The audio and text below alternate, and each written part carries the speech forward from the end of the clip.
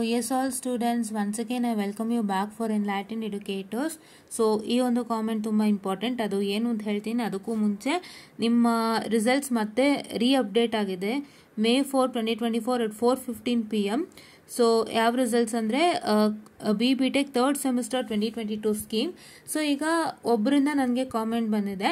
So that's a very serious comment. So ಆ comment ಮುಖಾಂತರ ಏನು ಮ್ಯಾಟ್ರ್ ಅಂತ ನಾನು ತಿಳಿಸ್ಕೊಡ್ತಾ ಹೋಗ್ತೀನಿ. ಸೊ ದಯವಿಟ್ಟು ಎಂಡ್ ತನಕ ನೋಡಿ, ಓಕೆನಾ. ಎನಿ ವಿಡಿಯೋಸ್ ಆದ್ರೂ ಅಷ್ಟೇ ಎಂಡ್ ತನಕ ನೋಡಿ. ಸೊ ಬಿಕಾಸ್ ಏನು ಅಂತ ಹೇಳಿದ್ರೆ ಲೆಂತಿ ಅಂತಲ್ಲ, ತುಂಬ ಮ್ಯಾಟ್ರ್ಗಳಿರುತ್ತೆ. ಸೊ ನಾನು ಆದಷ್ಟು ತುಂಬ ಕಟ್ ಶಾರ್ಟ್ ಮಾಡೋಕ್ಕೆ ಟ್ರೈ ಮಾಡ್ತಿದ್ದೀನಿ. ಬಿಕಾಸ್ ನನಗೂ ಕಾಮೆಂಟ್ಸ್ ಬರ್ತಾನೆ ಇದೆ ತುಂಬ ಲೆಂತಿ ಆಯಿತು ಅಂತ. ಬಟ್ ನನ್ನ ಮ್ಯಾಟ್ರ್ ಏನು ಅಂದರೆ ಲೆಂತಿ ಅಲ್ಲ. So my matter is not lengthy. So it is like ನಾನೇನು ಅಂದರೆ ಇನ್ಫಾರ್ಮೇಷನ್ ನಿಮಗೆ ಹೆಂಗೆ ಡೆಲಿವರ್ ಮಾಡಬೇಕು ಅಂತ ನಾನು ನೋಡ್ತೀನಿ, ಆಯಿತಾ. ಸೊ ಆ ಥರ ನಾನು ನೋಡುವಾಗ ಸ್ವಲ್ಪ ಲೆಂತಿ ಆಗೇ ಆಗುತ್ತೆ. ಸೊ ದಯವಿಟ್ಟು ಸಸ್ಟೇನನ್ನು ಮಾಡ್ಕೊಳ್ಳಿ. ಇದನ್ನು ಇವಾಗಿಂದನೇ ಹೇಳ್ತಾ ಇದ್ದೀನಿ, ಯಾಕೆಂದರೆ ನೆಕ್ಸ್ಟ್ ಫೋರ್ತ್ ಸೆಮ್ ಎಲ್ಲ ವೀಡಿಯೋಸ್ ಬರುತ್ತಲ್ಲ. ಸೊ ಅವಾಗ ಸ್ವಲ್ಪ ಲೆಂತಿ ಶಾರ್ಟು ಎಲ್ಲನೂ ಆಗ್ಬೋದು. ಸೊ ಅವಾಗ ನೀವು ಸ್ವಲ್ಪ ಸಸ್ಟೇನ್ ಮಾಡಲಿ ಅನ್ನೋ ಒಂದು ಕಾರಣಕ್ಕೆ. ಆ್ಯಂಡ್ ಏನು ಕಾಮೆಂಟ್ ಅಂತ ಹೇಳಿದ್ರೆ, ಕಾಮೆಂಟ್ಸ್ ಓಪನ್ ಮಾಡೋಣ ಬನ್ನಿ.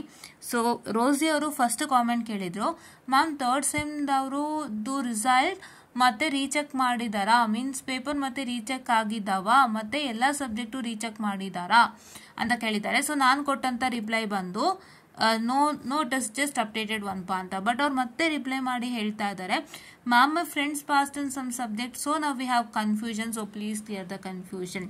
ಇಲ್ಲಿ ಏನೂ ಆಗಿಲ್ಲ. ಅವ್ರು ಏನು ಮಾಡಿದ್ದಾರೆ, ಮಾರ್ಕ್ಸ್ ಲಿಸ್ಟ್ ಆಲ್ರೆಡಿ ಕೊಟ್ಟಿರ್ತಾರೆ.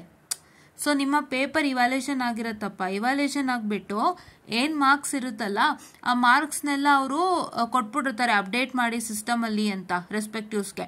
ಸೊ ರೆಸ್ಪೆಕ್ಟಿವ್ಸ್ ಏನು ಮಾಡ್ತಾರೆ, ಸಿಸ್ಟಮಲ್ಲಿ ಅಪ್ಡೇಟ್ ಮಾಡ್ತಾರೆ, ಇಲ್ಲ ಅವರವರೇ ಅಪ್ಡೇಟ್ ಮಾಡ್ಕೊಳ್ತಾರೇನೋ after the correction of the papers, that I don't know. But ಯಾರು ಅಪ್ಡೇಟ್ ಮಾಡ್ತಾರೆ ನಿಮ್ಮ ಮಾರ್ಕ್ಸನ್ನು ಸಿಸ್ಟಮಿಗೆ, ಅವಾಗ ಅವ್ರು ಏನು ಮಾಡಿರ್ತಾರೆ, ಎಲ್ಲೋ ಒಂದು ಕಡೆ ಸಣ್ಣ ಪುಟ್ಟ ಮಿಸ್ಟೇಕ್ಸ್ಗಳು ಮಾಡಿರ್ತಾರೆ. ಮಿಸ್ಟೇಕ್ಸ್ಗಳಂದರೆ ಏನು, ಒಂದು ಮಾರ್ಕ್ಸು ಸ್ವಲ್ಪ ಮಿಸ್ ಆಗಿ ತಪ್ಪು ಹಾಕಿರ್ಬೋದು, ಮಾರ್ಕ್ಸ್ನ ಕೆಲವರು ಮಿಸ್ ಆಗಿ ಮಾರ್ಕ್ಸ್ನ ತಪ್ಪು ಹಾಕಿರ್ಬೋದು.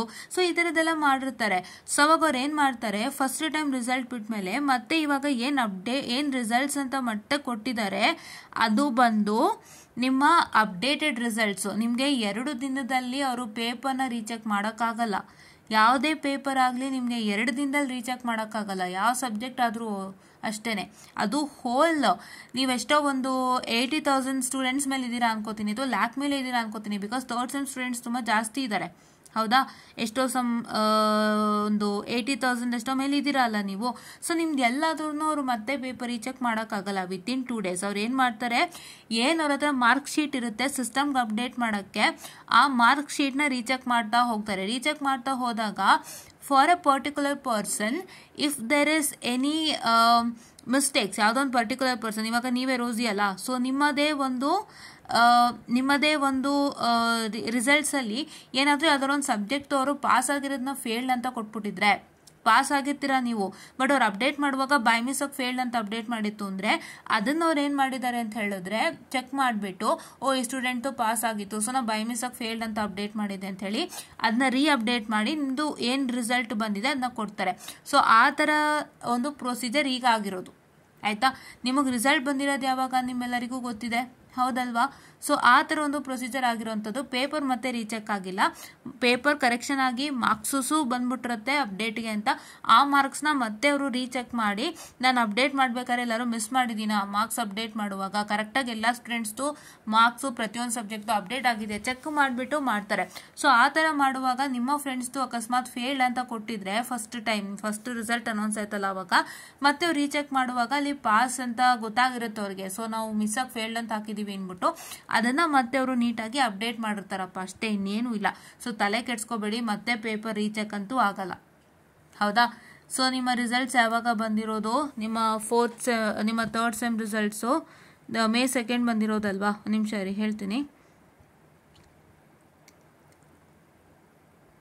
ಓಕೆ, ಸೊ ನಿಮ್ಮ ಒಂದು ಥರ್ಡ್ ಸೆಮ್ ರಿಸಲ್ಟ್ಸ್ ಬಂದು ಯಾವಾಗ ಬಂದಿದೆ, ಸೊ ಥರ್ಸ್ಡೇ ಬಂದಿರುವಂಥದ್ದು May 2 ಬಂದಿದೆ ಅಲ್ವಾ. ಸೊ ಇವತ್ತು 4th, ಸೊ 2 ದಿನದಲ್ಲಿ ಅದು ಆಗಲ್ಲ ಅಲ್ವಾ. ಸೊ ಹಾಗಾಗಿ ಈ ಥರ ಒಂದು ಪ್ರೋಸೆಸ್ ನಡೆದಿರುತ್ತಪ್ಪ, ಬೇರೆ ಏನೂ ನಡೆದಿಲ್ಲ, ತಲೆ ಕೆಡಿಸ್ಕೋಬೇಡಿ. ಅದು ಅವರು ಬೈ ಮಿಸ್ ಆಗಿ ಓವರ್ ಸೈಟ್ ಆಗಿ ಒಂದು ಸಣ್ಣ ಮಿಸ್ಟೇಕನ್ನು ಮಾಡಿರ್ತಾರೆ ಅಪ್ಡೇಟ್ ಮಾಡುವಾಗ, ಅದನ್ನ ಕರೆಕ್ಟ್ ಮಾಡಿರ್ತಾರೆ. ಸೊ ಹಾಗಾಗಿ ನಿಮ್ಮ ಫ್ರೆಂಡ್ಸ್ದೆಲ್ಲ ಕರೆಕ್ಟ್ ಆಗಿಬಿಟ್ಟು ಅವ್ರದ್ದು ಪಾಸ್ ಅಂತ ಹಾಕಿದಾರಲ್ಲಿ, ಆಯಿತಾ, ಕರೆಕ್ಷನ್ ಮಾಡಿ ಪಾಸ್ ಅಂತ ಹಾಕಿದಾರಷ್ಟೇ.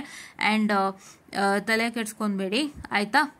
ಓಕೆ, ಸೊ ಇವಾಗ ಇನ್ನೊಂದು ಮ್ಯಾಟ್ರಲ್ಲೇ ಡಿಸ್ಕಸ್ ಮಾಡಿಬಿಡ್ತೀನಿ. ಸೊ ಒಂದು ಅಪ್ಡೇಟ್ ಬಂದಿದೆ ನಮಗೆ ವಿತ್ ರೆಸ್ಪೆಕ್ಟ್ ಟು ದಿ ಇದು ಏನಂತ ಹೇಳ್ತಾರೆ, ನಿಮ್ಮ ರೂಲ್ಸ್ ಆ್ಯಂಡ್ ರೆಗ್ಯುಲೇಷನ್ಸ್ ಮೇರೆಗೆ. ಸೊ 2022 ಸ್ಕೀಮ್ ಎಲಿಜಿಬಿಲಿಟಿ ರೂಲ್ಸ್ ಬಂದಿದೆ. ಸೊ ಅದಂದರೆ ಫಸ್ಟ್ ಸೆಮಿಸ್ಟರಲ್ಲಿ first and second sem comprises of first year. So ಅದರಲ್ಲಿ out of 40 credits from first and second semester, student has to want 24 credits to get eligibility for third sem. ಅಂದರೆ first and second ಸೆಮ್ಮಿಂದ 40 credits ಇರಬೇಕು. ಆ 40 ಕ್ರೆಡಿಟ್ಸಲ್ಲಿ 24 credits ತಗೊಂಡಿತ್ತು ಅಂದರೆ third ಸೆಮ್ಗೆ entry, ಆಯಿತಾ. ಇವಾಗೆಲ್ಲ third ಸೆಮ್ಗೆ ಬಂದಿದ್ದೀರಾ, ಅದಾಯಿತು. Next 3rd ಇಂದ 7th ಸೆಮ್ ತನಕ students can carry any number of backlogs, ಎಷ್ಟು ನಂಬರ್ ಆಫ್ ಬ್ಯಾಕ್ಲಾಗ್ಸ್ ಆದರೂ ಕ್ಯಾರಿ ಮಾಡ್ಬೋದು. ಬಟ್ 7th ಸೆಮ್ಗೆ ಎಲಿಜಿಬಿಲಿಟಿ ಬೇಕು ಅಂತಂದರೆ student should clear all the subjects of the first year. ಇಲ್ಲವ್ರು ಏನು ಹೇಳ್ತಾ ಇದ್ದಾರೆ, 3rd ಇಂದ 7th ಸೆಮ್ ತನಕ students can carry any number of backlog ಅಂತ ಹೇಳ್ತಾ ಇದ್ದಾರೆ. ಹಂಗಂದ್ರೆ ಇಯರ್ ಬ್ಯಾಕ್ ಸಿಸ್ಟಮ್ ಹೊಟ್ಟೋಯ್ತು ಅಂತ ಲೆಕ್ಕಾಚಾರ, ಹೌದಾ. ಸೊ ಒಂದು ಸಲ ನಿಮ್ಮ 2022 ಸ್ಕೀಮ್ದು ಏನಿದೆ ಅದನ್ನ ಚೆಕ್ ಮಾಡ್ಕೊಳ್ಳಿ. ಅದನ್ನು ನಾನು ಕೂಡ ನೋಡಿ ಹೇಳ್ತೀನಿ ನಾಳೆ. ಯಾಕೆಂದರೆ ಇಲ್ಲಿ ನಮಗೆ ಬಂದಿರೋ ಪ್ರಕಾರ from 3rd sem to 7th sem students can carry any number of backlogs to get eligibility for 7th sem. Student should clear all the subject of first year ಅಂತ. ಅದರ ಅರ್ಥ ಏನು ಅಂದರೆ ನಿಮ್ಮ ಇಯರ್ ಬ್ಯಾಕ್ ಕ್ಲಿಯರ್ ಆಗಿದೆ, year ಬ್ಯಾಕ್ದೇನು ಸಮಸ್ಯೆ ಇಲ್ಲ ಅಂತ ಹೇಳಿ. ಸೊ ಹೌದಾ. ಸೊ ಈ ಥರ ಒಂದು ನಮಗೆ ವಿಟಿಯು ಕಡೆಯಿಂದ ಒಂದು ಮೆಸೇಜನ್ನು ಬಂದಿರುವಂಥದ್ದು. ಸೊ ಹಾಗಾಗಿ ನಾವು ಇದನ್ನು ಏನು ಮಾಡ್ತಾ ಇದ್ದೀವಿ ಅಂತ ಹೇಳಿದ್ರೆ, ಸೊ ನಾವು ಇದನ್ನ ಏನು ಮಾಡ್ತಾ ಇದೀವಿ ಅಂತ ಹೇಳಿದ್ರೆ ನಿಮಗೆ ಇನ್ಫಾರ್ಮೇಷನನ್ನು ಕೊಡ್ತಾ ಇದ್ದೀವಿ. ಸೊ ಹಾಗಾಗಿ ದಯವಿಟ್ಟು ನೀವೇನು ಮಾಡ್ತೀರಾ ಅಂತ ಹೇಳಿದ್ರೆ ಇದನ್ನು ಒಂದು ಸಲ ನಿಮ್ಮ 2022 ಸ್ಕೀಮ್ ಇದರಲ್ಲಿ ನೋಡ್ಕೊಳ್ಳಿ. ನಾನು ಒಂದ್ಸಲಿ ನೋಡ್ಬಿಟ್ಟು ಹೇಳ್ತೀನಿ. ಆ್ಯಂಡ್ ರೋಸ್ ಬೇರೆ ನಿಮ್ಮ ಡೌಟ್ ಕ್ಲಿಯರ್ ಆಗಿದೆ ಅಂತ ನಾನು ಅಂದ್ಕೊಂಡಿದ್ದೀನಿ. ಸೊ ಕ್ಲೀನಾಗಿ ಅರ್ಥ ಮಾಡಿಸಿದ್ದೀನಿ. ದಯವಿಟ್ಟು ತಪ್ಪು ತಿಳ್ಕೊಂಡು sorry, I am very sorry for the distraction, I very sorry. ದಯವಿಟ್ಟು ನೀಟಾಗಿ ಫಾಲೋ ಅಪ್ಪನ್ನು ಮಾಡಿ ಅಂತ ಹೇಳ್ತಾ, ಯಾವುದೇ ರೀತಿ ಭಯ ಬೇಡ, ಯಾವುದೇ ರೀತಿ ಟೆನ್ಷನ್ ಬೇಡ, ದಯವಿಟ್ಟು ಫಾಲೋ ಮಾಡಿ ಅಂತ ಹೇಳ್ತಾ I will just wind up the session all guys and thank you.